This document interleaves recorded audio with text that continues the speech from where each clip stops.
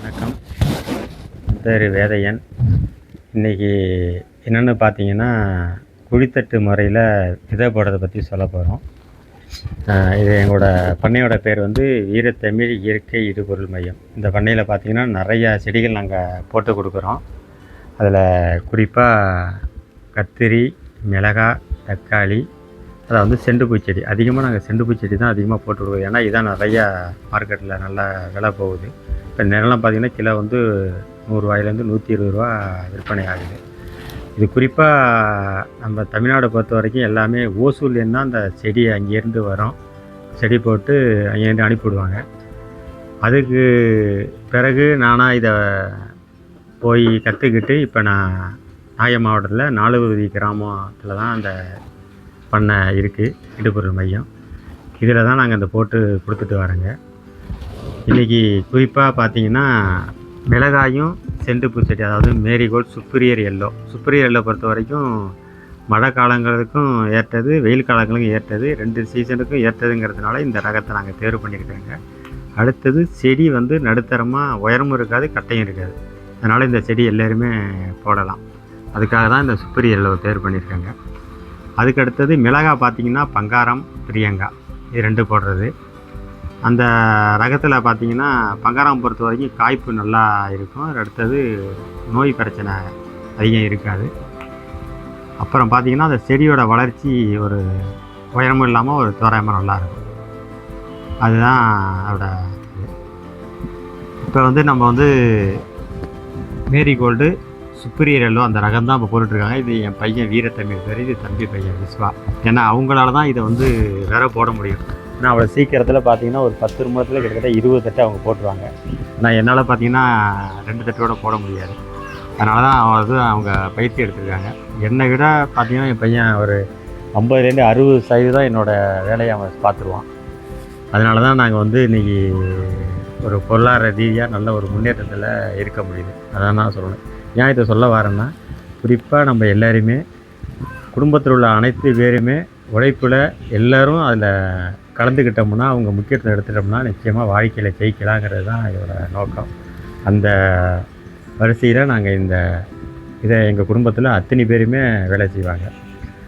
இப்போ இந்த மேரிகோல்டுங்கிறது என்னென்னா, இதுக்கு தேவையான பொருள் பார்த்திங்கன்னா தினநாரி கழிவு, அதாவது பஞ்சு. இந்த கயிறு எடுக்கிற மில்லில் போனீங்கன்னா அது கழிவு வந்து இந்த பஞ்சு நிறையா உதிரியாக கொட்டி விடுவாங்க.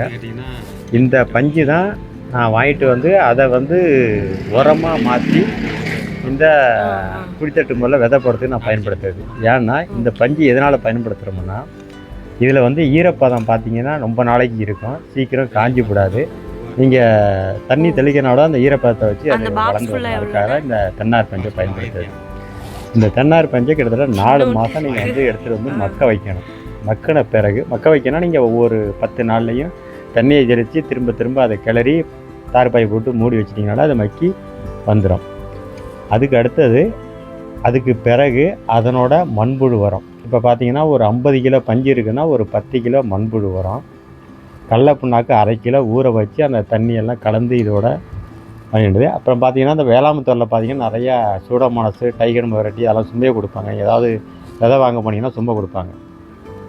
அதை வேணால் இதில் ஒரு கிட்டத்தட்ட ஒரு 50 கிராம் அளவுக்கு கலந்து கிளறி வச்சிட்டிங்கனாலே என்ன செய்யும்னா, அது வந்து வேறு அழுகல் நோய், பூஞ்சி நோய் இதெல்லாம் வராது. இதுக்காக தான் நம்ம அதை முன்னாடியே கொடுத்துட்டோம்னா இந்த பிரச்சனையே இருக்காது. அதனால் அதை நம்ம கிளறி அதில் ஒரு 15 நாளைக்கு நம்ம பதப்படுத்திட்டோம்னா அதுக்கடுத்து நம்ம விதை போடுறதுக்கு போகலாம். இதை பதத்தை எப்படி கண்டுபிடிக்கிறதுனா, அதாவது அந்த தண்ணியை தெளித்து அந்த தென்னார் கழிவை நீங்கள் பதப்படுத்திகிட்டே வரும்போது, அதாவது கையில் அள்ளி கொழுக்கட்டை பிடிக்கிற மாரி பிடிச்சிங்கன்னா அது கொழுக்கட்டை மாரி அதில் வந்துட்டுனா உடையாமத்துனா அதான் பதம்.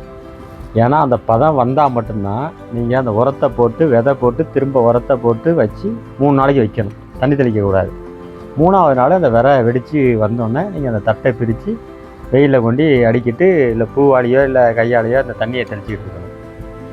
தெளிச்சிங்கன்னா கிட்டத்தட்ட விதை போட்டு எடுத்து வச்சதுலேருந்து 16ஆவது நாள் செடி, இப்போ செண்டுப்பு செடினா 16 நாளில் நீங்கள் கொடுத்துடலாம். இதே மிளகாய், கத்திரினா ஒரு 25 நாள் ஆகும். மிளகாய்னா ஒரு 20 நாளில் நீங்கள் கொடுத்துடலாம். குறிப்பாக என்னென்னா, இப்போ குழித்தட்டில் நம்ம ஏன் இப்போ பாத்தியில் விடக்கூடாதா, குழித்தட்டில் ஏன் போடணும் அப்படின்னு கேட்கலாம். அதுக்கு காரணம் குழித்தட்டில் போடுற போது களை இருக்காது. அடுத்தது அந்த செடியோட அளவு எல்லா செடியும் ஒரே அளவாக இருக்கும். நீங்கள் இப்போ வந்து வீட்டில் எடுத்துகிட்டு போயிட்டு குழி ரெடி பண்ணல, ஒரு 4 நாளைக்கு வச்சுருந்து புதைக்கணும் அப்படின்னா கூட நீங்கள் தட்டோடு எடுத்துகிட்டு போயிட்டு நீங்கள் குழியெல்லாம் இடத்த தேர்வு பண்ணி ரெடி பண்ணிவிட்டு அதுக்கு பிறகு அந்த செடியை நடலாம். அதனால தான் இந்த குழித்தட்டு முறை ரொம்ப விவசாயிகளுக்கு நல்ல ஒரு பயனுள்ளதாக இருக்குது. அதனால தான் இந்த குழித்தட்டு முறையில் கொடுக்கறது அவ்வளோ செடியோட வளர்ச்சி களை இல்லாமல், அடுத்தது நோய் வராது, அடுத்தது நீங்கள் எதிர்பார்க்கையோட இடத்துல அந்த இடத்துல கொண்டு வச்சு நடலாம். அதனால தான் இந்த குழித்தட்டை தேர்வு பண்ணும். குறிப்பாக ஒரு தட்டுக்கு பார்த்திங்கன்னா 100 செடி இருக்கும். இப்போ நான் வந்து 100 செடி வந்து 250 ரூபா அந்த ரேட்டுக்கு நான் அதை கொடுத்துட்டு வரேன். பார்த்திங்கன்னா நிறைய பேர் என்கிட்ட இப்போ 1000 செடி வேணும் 2000 செடின்னு சொல்லிட்டு முன்னாடியே பதிவு பண்ணிவாங்க. கண்டிப்பாக நான் அவங்க பதிவு பண்ண பிறகு அது என்ன 15 நாள் தான் நான் செடி கொடுக்க முடியும். ஏன்னா அவங்க பதிவு பண்ண பிறகு தான் நான் விதையே போடுவேன். ஏன்னா முன்னாடியே போட்டு வச்சும் நம்ம தங்கி போயிட்டுனா இது நமக்கு நட்டமாயிடும். அதனால தான் 15 நாளும் செடியை வெளியாக்கணும். இந்த செடி குறிப்பாக பார்த்தீங்கன்னா 15ஆம் நாள்லேருந்து 16, 17 நாள் 20 நாள் எடுத்து வயலில் நட்டுட்டிங்கன்னா நட்டதுலேருந்து கிட்டத்தட்ட 40ஆம் நாள் பூக்க ஆரம்பிச்சிடும். முதல் பூவு நீங்கள் 40ஆம் நாள் பறிச்சிடலாம். அதுலேருந்து கிட்டத்தட்ட பார்த்தீங்கன்னா ஒரு 100 நாள், கிட்டத்தட்ட 60 நாள் இடைவெளியில் 3 நாள் விட்டு நீங்கள் அந்த பூவை பறிக்கலாம். ஒவ்வொரு 2 நாள் இடைவெளி விட்டு இந்த பூவை பறிக்கிற போது கிட்டத்தட்ட ஒரு செடிக்கு 1 கிலோ பூ பூக்கும். இப்போ என்னை பொறுத்த வரைக்கும் ஒரு செடிக்கு சராசரி செலவு 10 ரூபா தான் வரும். நீங்கள் மீதம் லாபம் பார்த்தீங்கன்னா ஒரு செடிக்கு 50 ரூபா இருக்கும். முறையாக நல்லா பூத்துதுன்னா அந்த ஒரு செடிக்கு 1 கிலோ பூ பறிக்கலாம். இதுதான் அந்த செண்டு பூவோட இது. ஏன்னா இப்போ இன்றைக்கி பார்த்தீங்கன்னா மற்ற பூ மாதிரி நீங்கள் பறித்து வச்சுட்டா கூட சில பூ வீணாக போயிடும். இந்த பூ பொறுத்த வரைக்கும் ஒரு 4 நாள் வரைக்குமே இது கெட்டு போகாது. அடுத்தது நீங்கள் பூக்கடையில் போய் அவங்க எப்போ பூ கேட்குறாங்களோ அந்த டைமில் நீங்கள் பறித்து கொடுக்கலாம். ஏன்னா இப்போ செடியிலே இருந்தால் 2 நாள் 3 நாள் கூட 4 நாள் கூட இருக்கும், அது வீணாக போகாது. அப்பப்போ பறிச்சிக்கலாம். அதுதான் இதோட முக்கியமானது. அதனால தான் இந்த செண்டுப்பூ செடி நல்லா விவசாயிகள் மத்தியில் நல்ல வியாபாரமாக போயிட்டுருக்கு. இது குறிப்பாக விஷா காலங்களில் பார்த்திங்கன்னா இதோட விலை உச்சத்துக்கு போயிடும். ஆயுத பூசை, பொங்கல், மார்கழி மாதம் இதெல்லாம் பார்த்திங்கன்னா குறிப்பாக புரட்டாசி பிறந்தத்துலேருந்து புரட்டாசி, ஐப்பசி, கார்த்திகை, மார்கழி, தை இந்த மாதங்களில் இதோட விலை வந்து உச்சத்துக்கு போடும். ஆயுத பூசைக்கெல்லாம் பார்த்திங்கன்னா கிலோ 120, 150 ரூபா அதை வைக்கும். அதில் அதுக்கு அடுத்தது இது தினமுமே இது பார்த்திங்கன்னா இறப்புக்கு, கோவிலுக்கு, அப்புறம் விசேஷங்களுக்கு இதெல்லாம் நிறையா இப்போ குடிபுறத்து இதுக்கெல்லாம் இந்த மாடை நிறையா பயன்படுத்த ஆரம்பிச்சிடும். இதனால் இதோட தேவை அதிகமாகிட்டே இருக்கிறதுனால மக்கள் மத்தியில் இது செண்டுப்பூ செடி நிறையா சாவடி பண்ண ஆரம்பிச்சிட்டாங்க. நான் ஆரம்ப காலத்தில் வந்து பார்த்திங்கன்னா அங்கே 1 ஏக்கருக்கு கிட்டத்தட்ட 1,10,000 ரூபா லாபம் அப்படின்னு சொல்லிட்டு ஒரு விவசாயி என்கிட்ட சொல்லியிருந்தார். நான் அவர்கிட்டேருந்து கற்றுக்கிட்டு வந்து அதே நான் ஒரு 120 செடியை போட்டு அதை ஆவரேஜ் பண்ணி பார்க்குற போது எனக்கு கிட்டத்தட்ட 1,24,000 ரூபா எனக்கு லாபம் வந்தது. அந்த விவசாயியோட நான் முறியடித்து அதை விட கூட லாபத்தில் அந்த செண்டுப்பூ செடின்னு எடுத்தேன். அதுக்கு பிறகு தான் இந்த சாவடியை நான் ஆரம்பித்து இன்றைக்கி கிட்டத்தட்ட ஒரு 15 ஆண்டுகளாக இது பண்ணிட்டு வரேன். சில நேரங்கள்லாம் எனக்கு செடியே போட்டு கொடுக்க முடியாது. அப்போ வந்து நான் ஓசூல்லேருந்து பதிவு செஞ்சு அவங்க விவசாயிகளுக்கு வரவழைச்சி இதுமாரி கொடுக்குறது. விவசாயிகளுக்கு வேணும்னா நீங்கள் அந்த முன்னாடியே என்கிட்ட பதிவு பண்ணிங்க. இதுக்கான கண்டுகளை நாற்றுகளை விட்டு நீங்கள் கேட்குற ரங்களை நான் போட்டு கொடுக்கலாம்.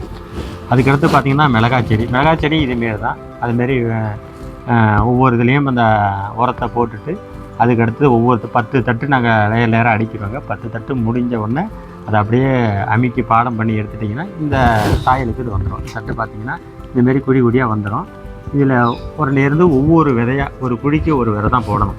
ஒவ்வொரு விதையாக போட்டுட்டு அதை மேலே மறுபடியும் திரும்ப அந்த உரத்தை போட்டு மேலே அடிக்கிட்டு ஒவ்வொரு தட்டு மேலேயும் அதை வச்சுட்டு திரும்ப நீங்கள் எடுத்து இப்போ செண்டுப்பூ செடினா 3 நாளைக்கு தட்டை வரிசையாக அடிக்கிட்டு மேலே சணல் சாக்கு போட்டு மூடிட்டிங்கன்னா அந்த விதை சூட்டில் வெடிக்க ஆரம்பிச்சிடும். இப்போ மிளகாய் செடினா 6 நாள், கத்திரிச்சுன்னா 7 நாள், இதுமாரி ஒவ்வொரு விதையை பொறுத்து இருக்குது. அதுக்கு தகுந்தாற் போல் நம்ம இடத்துலேருந்து எடுத்துகிட்டு திரும்ப அந்த தட்டுகளை கொண்டு போய் வெயில் இடத்துல அங்கேருந்து எடுத்து பரப்பி வச்சிட வேண்டியது தான். வச்சுட்டு நீங்கள் பாட்டில் ஒரு டெய்லி காலையில் மாலையில் 2 வேளை தண்ணி தெளிச்சிங்கன்னா அந்த செடி நல்லா வந்துடும். அதுக்கு இடையில நீங்கள் செடி சரியான வளர்ச்சி இல்லை, கொஞ்சம் மஞ்சளாக இருக்குது, இல்லை சரியான இது இல்லைன்னா நீங்கள் என்ன செய்யணும்னா கடல புண்ணாக்கை ஊற வச்சு தண்ணியை மேந்தண்ணியை எடுத்து மேலே தெளிச்சு விட்டிங்கனாலே செடி நல்லா கருகருன்னு வளர்ந்து வர ஆரம்பிச்சிடும். அதுக்கடுத்து இதுக்கு வந்து கூடுமான வரைக்கும் ரசாயன உரங்களை பயன்படுத்த விடாது தான் முக்கியமானது. ஏன்னா நீங்கள் அடியில் யூரியாவோ டிஎஃப் இதில் கலந்துட்டிங்கன்னா வெயில் நேரங்களில் அது அப்படியே சோர்ந்து சுருள ஆரம்பிச்சிடும். அதனால் கண்டிப்பாக இதுக்கு ரசாயன உரங்களை வந்து ஆகாது.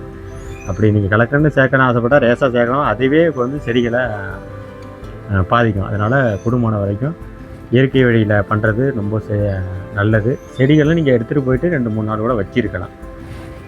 அதுக்கு அடுத்து பார்த்திங்கன்னா கத்திரி செடியும் இப்படி தான். இதில் அதுமாரி உரத்தை போட்டு கதியை வச்சுட்டு ஒவ்வொரு விரையாக போட்டு அதை எடுத்து வச்சுட்டு கிட்டத்தட்ட 25 நாள் அந்த செடி தயாராகிடும்.